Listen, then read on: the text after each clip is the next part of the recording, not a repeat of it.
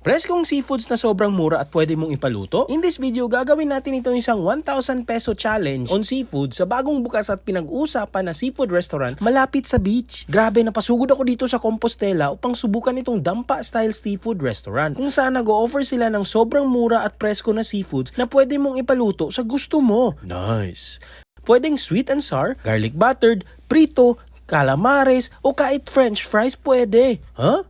Ang kagandahan ay pipili ka ng fresh seafoods nila sa kanilang wet market at ipapatimbang mo. Akalain mong 85 pesos per 100 grams lang ito at sa bawat paluto mo ay dapat aabot ng minimum 300 grams para makaproceed. At dahil mayaman ako ngayon sa 1,000 pesos ko, itry nating i-budget kung saan ba talaga aabot ang 1,000 pesos natin. Sobrang ganda ng kanilang ambience, na fresco feels talaga at kagandahan pa ay nasa harap ka pa ng beach at pwede ka pang maligo. Ay dahil literal naman talaga nasa loob tayo ng resort. Bali nandito pala tayo sa bagong open, sila Piahan Seafood Restaurant sa Green Lagoon, Compostela, Cebu. At nag-o-offer sila ng nagsasarapan ng mga seafood o kahit ibang foods na ipapaluto mo the way you want it to. Yuwi! Balita ko sa sobrang mura ay pwede magkasya ang 1,000 pesos mo at marami ka ng putahe. Mo ba? Grabe, para ka talagang turista pagpapasok ka dito at ang ganda talaga ng bati ng mga staff. Annyeonghaseyo, annyeonghaseyo. Sobrang ganda ng lugar at comfortable ka pa. At syempre pumili na tayo sa kanilang menu. At grabe, nakita ko agad ang 85 pesos per 100 grams.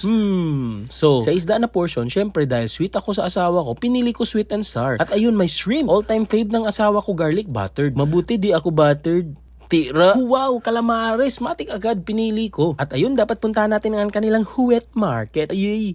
Ang daming selection sa iba't ibang klaseng fishes. Meron silang katambak, kitong, tangigi, lapu-lapu, magellan.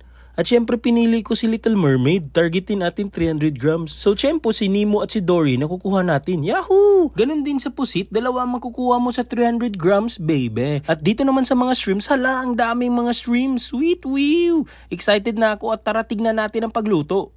Simula sa kanilang sweet and sour. Sweet! Syempre, prinito nila muna ang kanilang isda hanggang mag-golden brown. At sa kabila, nagluto na ng sauce. Pagkatapos ay plating na naman. Pinaliguan lang naman ng sweetness, sourness overload. Oh, wow! Next sa shrimp na all chef. Nilagyan ng secret garlic butter na di na secret. Syempre, plating din. At lastly, ang calamares buttered. Oo. At prito. Uy.